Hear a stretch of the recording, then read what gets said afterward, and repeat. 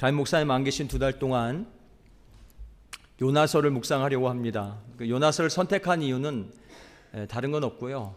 일단 짧습니다. 그리고 일단 내용 이해가 쉽습니다.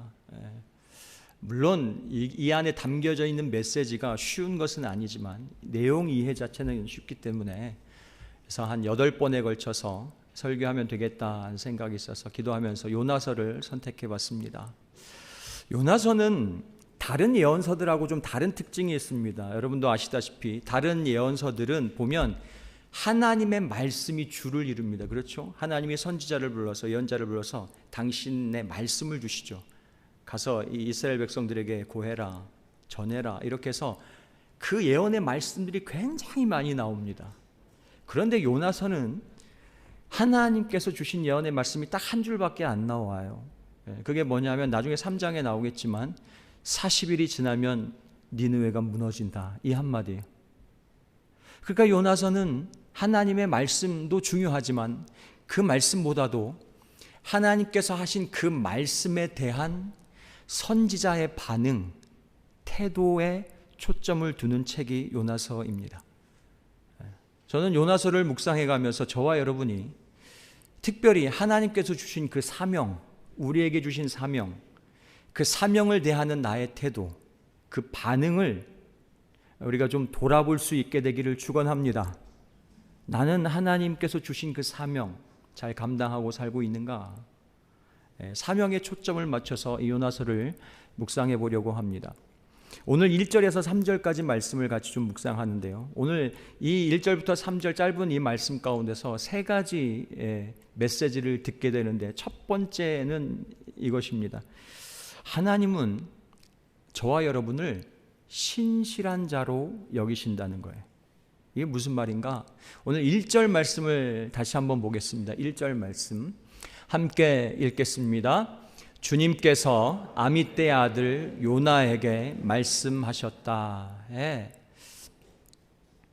요나 선지자는 예수님도 언급하셨죠. 이렇게 우리가 요나서 이렇게 읽다 보면 이게 동화인가 싶을 정도로 물고기 얘기도 나오고 막 그러기 때문에 이게 실화인가?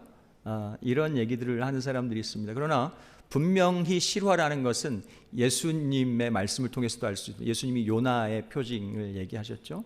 내가 너에게 보여줄 것은 요나의 표적밖에 없다, 이렇게 이제 말씀하셨고, 열왕기하 14장에 보면 이 요나가 또 소개되어 있습니다. 여로보암 2세 때, 그러니까 북이스라엘 왕국에 19명의 왕이 있었는데 첫 번째 왕이 여로보암으로 시작해가지고 여로보암 1세고 13번째 왕이 여로보암 2세입니다. 그 여로보암 2세 때 활동했던 선지자가 요나 선지자인데, 이 요나 선지자가 열왕기하 14장 25절에 이제 등장하죠. 거기서 보면, 거기서도 이렇게 얘기합니다. 그 하반절쯤에 보시면 아미떼의 아들 요나, 이렇게 표현해요. 그러니까 성경이 요나 선지자에 대해서 소개하는 말이 뭐냐면 아미떼의 아들이라고 해요. 아미떼의 아들. 그럼 누구의 아들이라는 게 뭐 그렇게 중요한가? 아니요, 이름은 정체성을 드러낸다고 우리는 알고 있습니다. 아미떼라는 이 말, 요나의 아버지 이름 같은데 아미떼가 누군지는 잘 모르지만 이 아미떼, 히브리어로 아미타이라는 이 단어는 에메트, 아만이라는 단어에서 파생된 단어입니다. 아만이라는 단어는 저와 여러분이 잘 알고 있는 아멘이라는 단어와도 상관 있는 말이에요. 근데 이 뜻이 뭐냐면 신실한, 우리가 아멘 이러잖아요.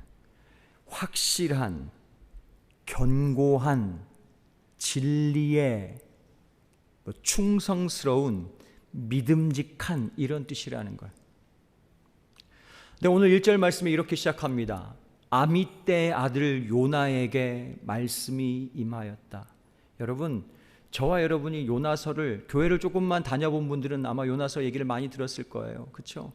요나는 우리 눈에 보기에 신실한 사람이 아닙니다.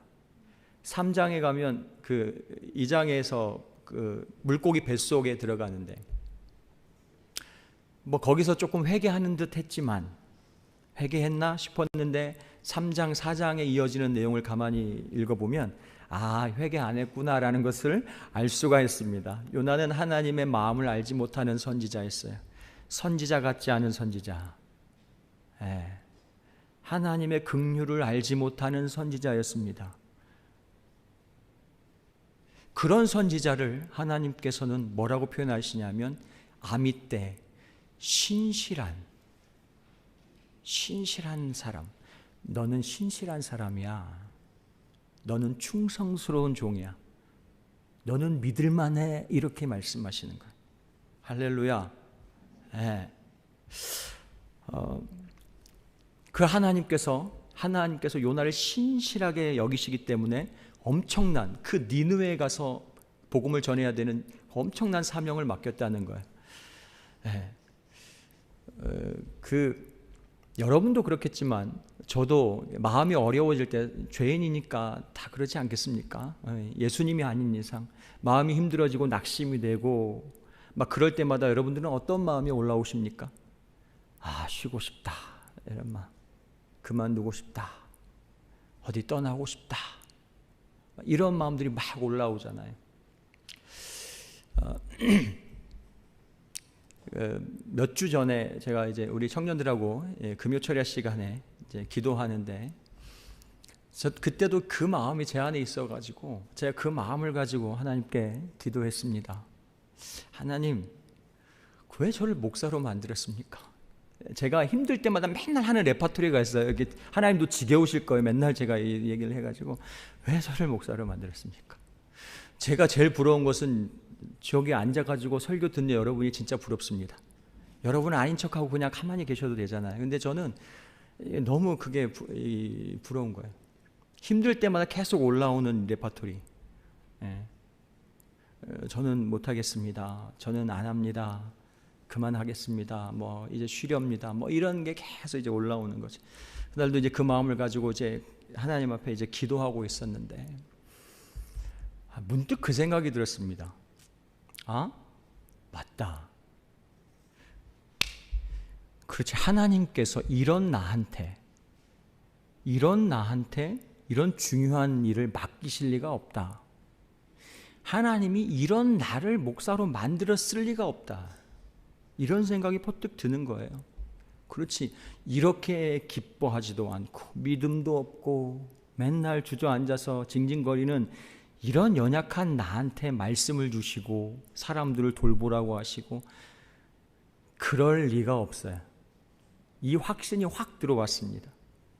그래서 나는 그만두겠다. 이게 아니라 그 다음에 나는 생각이 뭐냐면 이거였어요.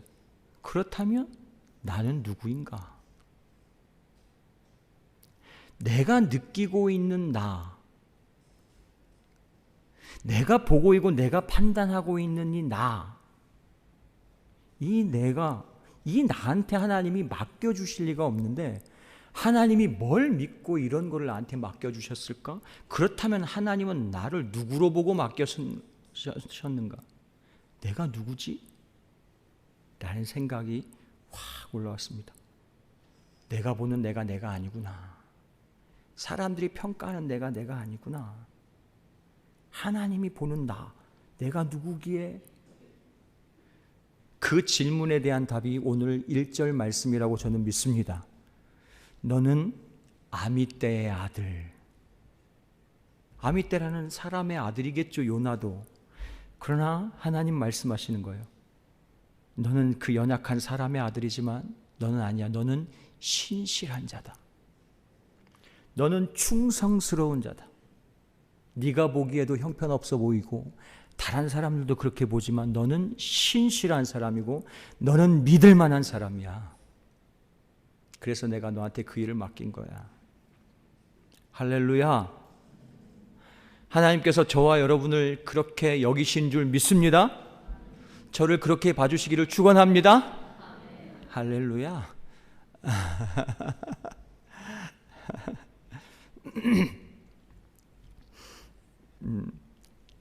진짜 요나는 신실하지 못해요.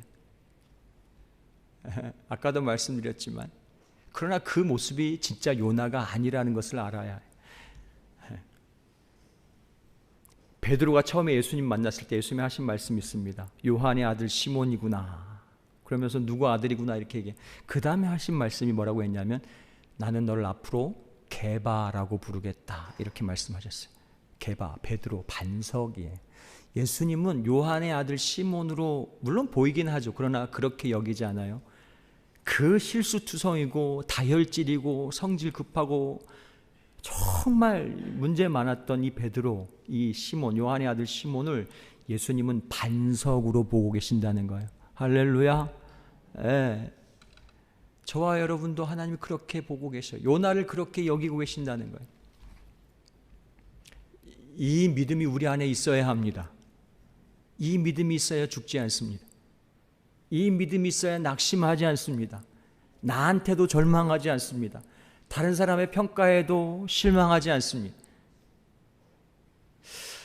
우리 교회 제가 출석한 지가 20년이 넘어가는데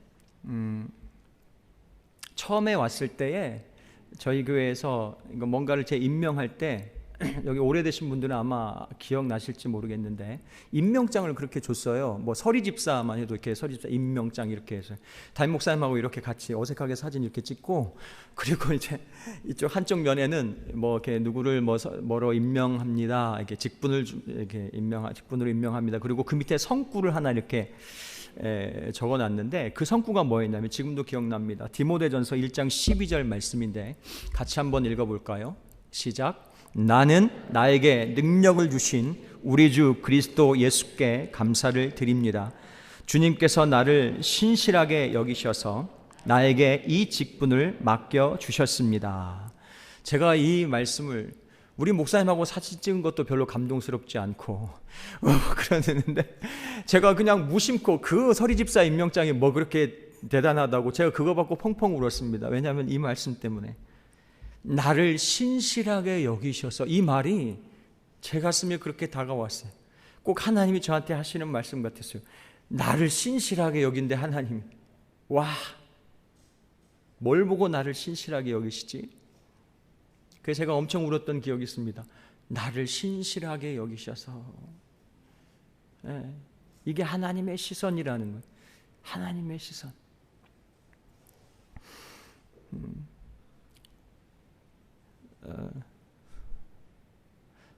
저와 여러분 구원받았습니다. 구원받은 사람들은 그리스도 안에서 완전한 자가 되었습니다. 믿으십니까? 네. 완전해지기도 하지만 우리는, 여러분 아시죠? 구원이란 것은 이미와 아직 사이에 있다는 것을 여러분 많이 들어보셨을 거예요. 이미 예수님 오셨고 그리고 또 다시 예수님 오실 것처럼 우리의 구원도 이미 우리가 얻었고 그 구원은 아직 완성이 되지 않았습니다. 저와 여러분도 이미 신실한 자로 부름을 받았어요. 저와 여러분 그리스도 안에서 이미 흠없는 자가 되었습니다. 그런데 현실적으로 보면 나는 그렇게 살지 못할 때가 많을 뿐입니다. 내가 그렇게 살지 못한다고 해서 내 정체성이 신실한 자가 아닌 게 아니에요. 그렇게 말하면 안 됩니다. 할렐루야.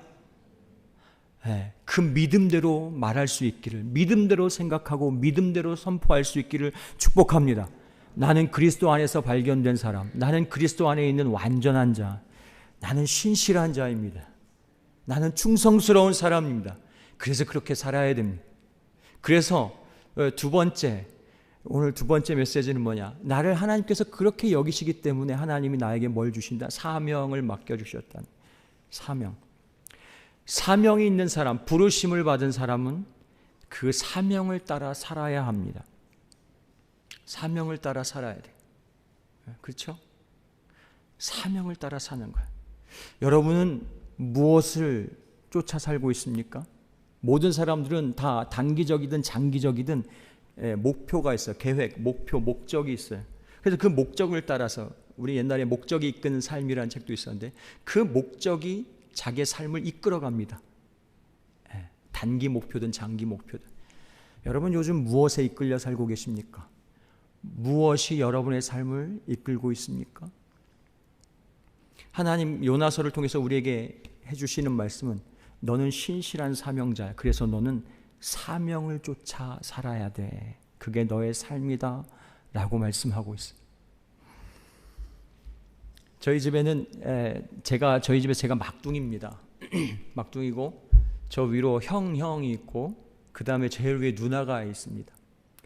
누나하고 저하고 이제 8살 차이가 나는데 저희 누나가 그러니까 저희 어머니 아버지가 일 나가시면 저희 누나가 제가 어렸을 때 저희 누나 초등학교 뭐 중학년 4, 5, 6학년 정도 됐겠죠. 그때 제가 어리니까 8살 밑이니까 엄마 아빠가 이제 집에 안 계시니까 누나가 저를 봤어야 됐어요. 저를 돌봐줘야 됐습니다. 항상 놀 때도 공부는 안 했겠죠. 놀 때도 뭐 할 때도 항상 저를 돌봐줘야 됐어요. 그게 제 누나의 사명이었습니다. 네, 사명이었어요.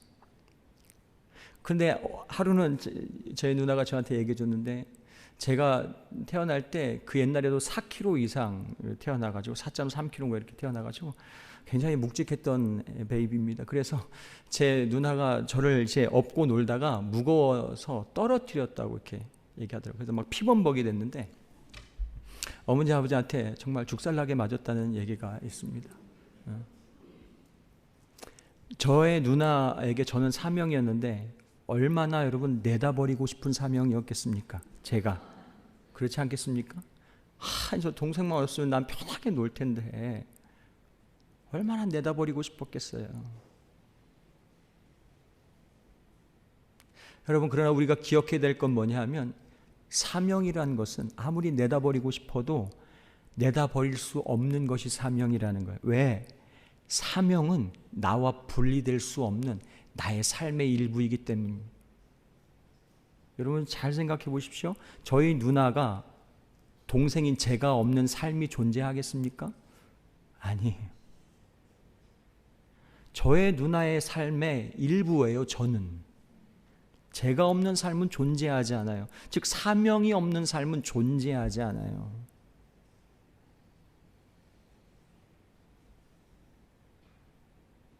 여러분 모세를 기억해 보십시오. 모세의 사명이 무엇이죠? 모세는 그 이스라엘 백성들을 애굽에서 건져낸 다음에 시내산에서 하나님께 율법을 받아서 그것을 전해주고 광야길을 인도하는 사명을 가진 사람이었어요. 그런데 우리가 잘 알다시피 그 광야길에서 이스라엘 백성들을 인도해 가면서 얼마나 모세가 고생했는지 모릅니다.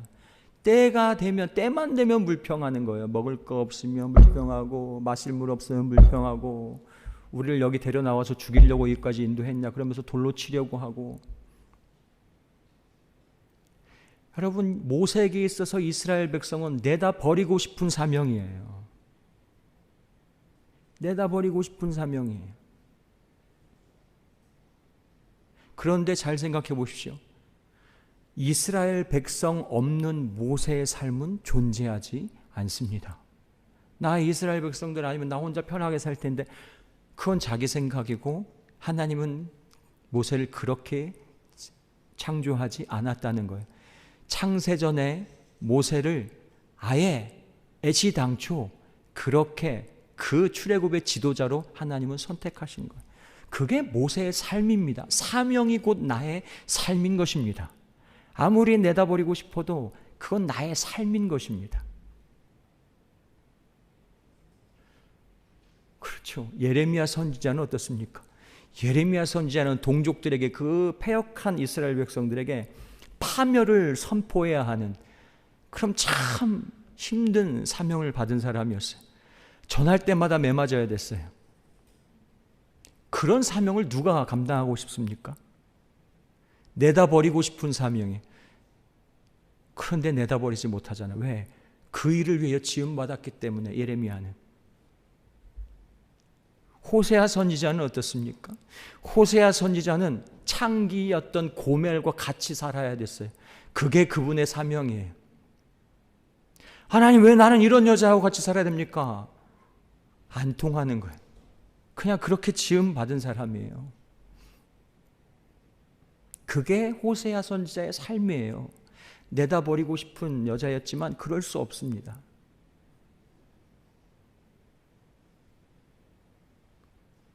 여러분 요나에게 하나님이 사명을 주셨죠. 니느웨로 가라. 니느웨는 우리가 성경에서도 그렇고 역사적으로도 그렇고 여러분 들어가서 유튜브에서 아수르 제국만 쳐보면 얼마나 포악하고 잔인한 제국 민족이었는지 거기 다 나옵니다. 거기저기 뭐 대형 박물관에도 그 뭐 아시리아관이 있어서 거기 다 이렇게 되어 있고, 역사적으로 그렇고 성경도 그렇고 얼마나 포악하고 잔인한 민족이었는지 몰라. 이스라엘을 괴롭히고. 그런 아수르 제국의 수도였던 니느웨에 가서 복음 전에 회개하라고 얘기해. 이거 감당이 안 되는 사명이에요. 내다버리고 싶은 사명이에요. 받아들일 수 없는 사명을 하나님이 주셨단 말입니다. 그럼에도 불구하고 우리가 기억해야 되는 것은 사명을 내다버릴 수 없다. 왜? 그 사명 내 삶이기 때문에. 나와 묶였어요. 나와 묶인 거예요. 떨어져서 분리할 수가 없어요. 그 사명과 나를. 그래서 우리는 그 사명을 따라 살아야 됩니다. 사명을 따라 살아도 되고 말아도 되고 힘들면 좀 쉬어도 되고 그런 게 아니에요. 사명을 하겠다는 건 내 삶을 포기하겠다는 것과 마찬가지. 자기 존재의 의미를 부정하는 것입니다. 존재의 이유를 부정하는 것입니다. 구원받은 자의 삶은 사명입니다. 그렇잖아요.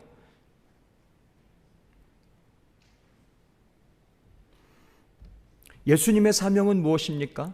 우리가 잘 아는 그 중요한 말씀이기 때문에 같이 한번 읽어볼까요? 누가복음 4장 18절 19절 말씀 함께 읽겠습니다. 시작. 주님의 영이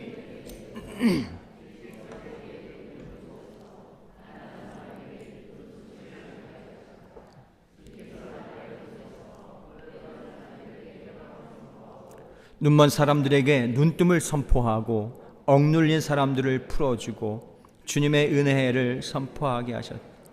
예수님의 사명은 뭐냐면 맨날 아픈 사람들하고 같이 만나고 살아야 돼. 성격이 이상한 사람들, 귀신 들린 사람들. 여러분 생각해 보시죠.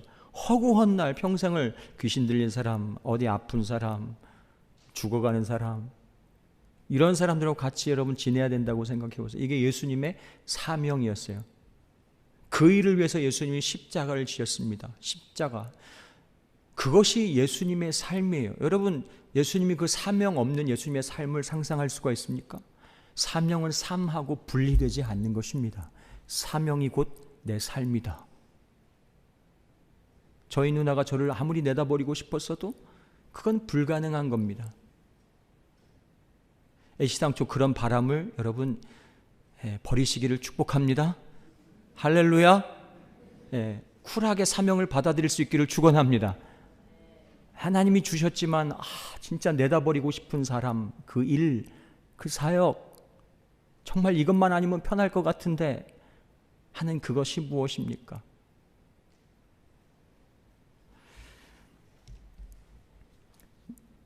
그게 세 번째 메시지인데, 하나님께서는 그래서 나를 신실하게 여기셔서 신실한 자로 여기신다고 했죠. 그래서 사명을 주셨고, 근데 그 사명이 뭐냐? 사람마다 다 다르겠지만 오늘 니느웨라고 표현하고 있어요. 니느웨. 하나님께서 요나에게 니느웨로 가라고 이렇게 말씀하셨는데, 요나는 정반대 방향으로 튀었습니다. 오늘 스페인이라고 번역되는데 아마 그 오늘날 스페인의 남부 도시쯤에 있어가지고 스페인으로 번역한 것 같아요. 다른 성경에 다시스라고 이제 번역이 되어 있는데 다시스로 도망가려고 했습니다. 그 당시 뭐 지중해를 끼고 있는 그 세상에서 그 스페인 남부 거기 다시스는 세상의 끝이었겠죠. 그러니까 요나가 생각할 때 도망갈 수 있는 가장 먼 동네. 그러니까 어쨌든 간에 하나님이 나를 찾을 수 없도록 그런 일 나한테 시키지 마세요. 그래가지고 너무 하기 싫으니까 최대한 멀리 도망가려고 선택한 곳이 다시스예요. 다시스. 하나님의 눈을 피해서, 하나님의 얼굴을 피해서 도망가려고 했던 그곳 다시스. 여러분도 다시스로 많이 도망가시죠? 여러분의 다시스는 어디입니까?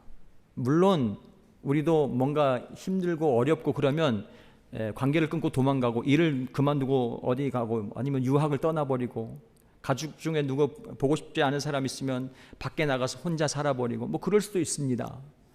거기도 다시스죠. 그러나 보통 우리가 많이 가는 다시스는 어디냐 하면, 다시스라는 것은 하나님을 피해서 숨어있는 상황, 그 환경, 장소, 이것을 이제 다시스라고 표현하는데, 보통 우리가 잊어버려요. 여러분, 죄 지으면 어떻게 합니까? 죄 지으면 죄를 막 묵상하고 그것 때문에 막 이러지 않잖아요. 왜? 괴로우니까, 찔리고 무서우니까 어떻게 해요? 잊어버리려고 하죠. 이게 죄인의 본능입니다. 잊어버려야 돼요. 그래가지고 아담과 하와도 선악과를 따먹은 이후에 하나님의 낯을 피하여 오늘 요나처럼 숨었습니다. 다시스로 간 거예요. 하나님을 피해 숨어 있는 그 상황, 지금 하나님을 생각 안 하려고 고개를 젓고 있고 다른 일에 몰두하고 있는 지금 나의 상태, 내가 다시스로 가고 있는 거예요. 그게 다시스입니다.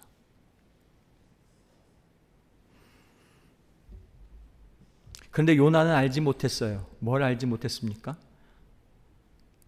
요나가 가는 곳이 다시스든 아니 뭐 어디든 상관없이 어디에나 하나님이 계신다는 사실을 요나는 알지 못했어요. 아니, 알았지만 반항했을 수도 있죠.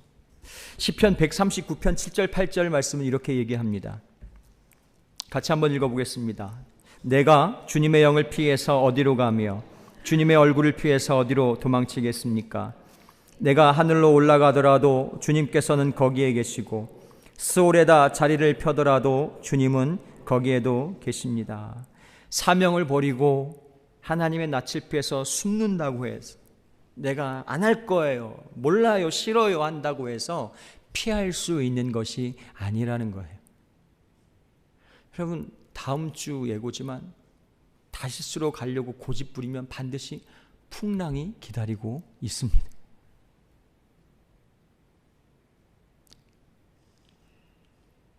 하나님은 반드시 원위치로 돌려놓으실 거예요. 하나님은 반드시 원위치로 돌려놓으실 거예요.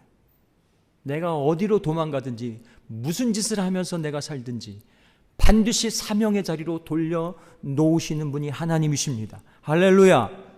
그러니까 내가 사명과 상관없이 내가 지금 즐기고 있는 것, 하고 있는 것, 그 모든 것들은 다 사서 고생하는 것이다.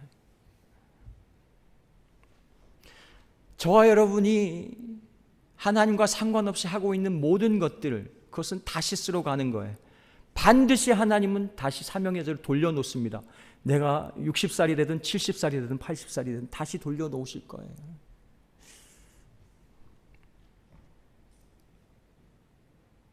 그렇기 때문에 순순히 받아들여라, 이 말씀. 우리에게 하나님께서 요나를 보여주시면서 하시는 말씀이에요. 야, 요나는 도망갔어. 너도 도망갈 거냐? 이렇게 물으시는 거예요. 야, 요나는 도망갔어. 하기 싫어가지고, 힘들어가지고 도망갔어. 너도 도망갈래? 니느웨 가기 싫어서. 여러분의 니느웨는 무엇입니까? 누구입니까? 하나님이 명령하셨지만 정말 회피하고 싶은 그 사람, 그 일, 그게 무엇입니까? 있겠죠. 하나님께서 말씀하셨습니다. 분명하게 내 부모를 공경하라, 이렇게 명령하셨는데, 계명이잖아요. 명하셨는데 부모 공경하기가 싫어요.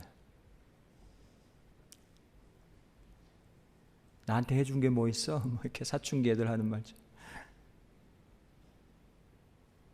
니느웨 싫어요. 도망가는 거예요.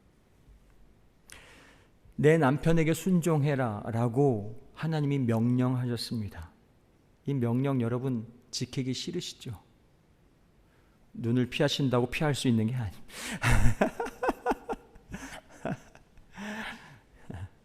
하는 짓이 늘 바보 같은데 어떻게 순종합니까?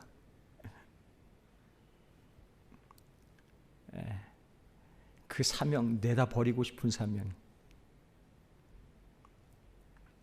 내 아내를 내 몸처럼 사랑하라고 말씀하셨지만 어떻게 사랑합니까? 내다 버리고 싶은 사명. 내 자녀를 노엽게 하지 말라고 명령하셨는데 내다버리고 싶을 때가 얼마나 많으셨습니까?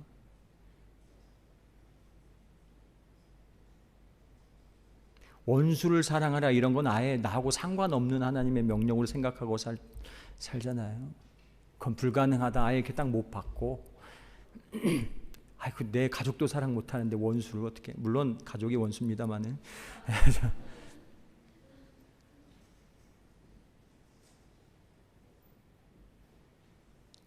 여러분 어디로 가고 계십니까?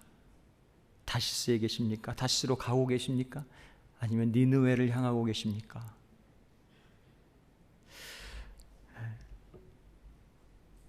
사람뿐만이 아니라 니느웨 같은 일들도 있지요. 가정에서 내가 감당해야 되는데 정말 하기 힘든 일, 싫은 일, 교회 공동체를 통해서 하나님께서 나에게 맡겨주신 사역들, 싫다, 내려놓고 싶다. 직장에서 내가 감당해야 하는 일들, 이 니느웨 같은 사명들이 얼마나 많은지 몰라요. 내다버리고 싶은 사명. 그러나 하나님은 오늘 요나의 모습을 통해서 우리에게 교훈하고 있습니다.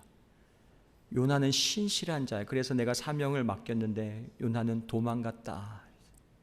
너도 도망갈 거냐? 니느웨로 가야 돼. 니느웨로 가야 돼. 다음 주, 그 다음 주에도 계속 묵상하겠지만 반드시 하나님은 돌려 놓으실 것입니다. 그러니까 처음부터 니느웨로 가라. 니느웨로 가라. 여러분, 이 하나님 말씀에 순종할 수 있게 되기를 축원합니다.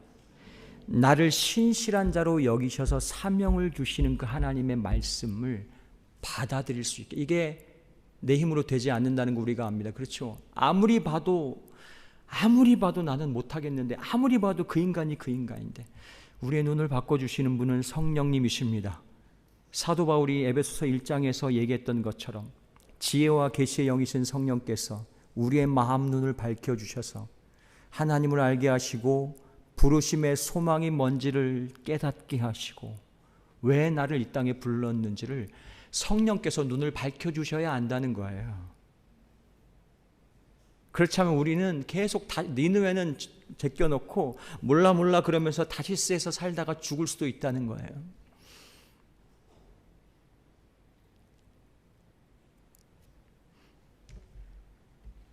하루하루 말씀으로 그 사명의 길로 인도하시는 그 하나님께 순종하며 살아가는 저와 여러분 되시기를 축원합니다.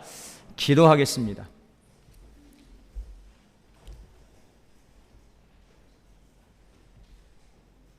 하나님 아버지, 오늘 요나 선지자, 하나님의 사명을 피해서 도망가는 요나 선지자의 모습을 우리에게 보여주시며 우리에게 교훈하시는 이 말씀을 듣습니다. 너는 니느웨로 가라. 그것은 너의 사명이고 너의 삶이다. 그것을 받아들여야 된다 말씀하셨습니다.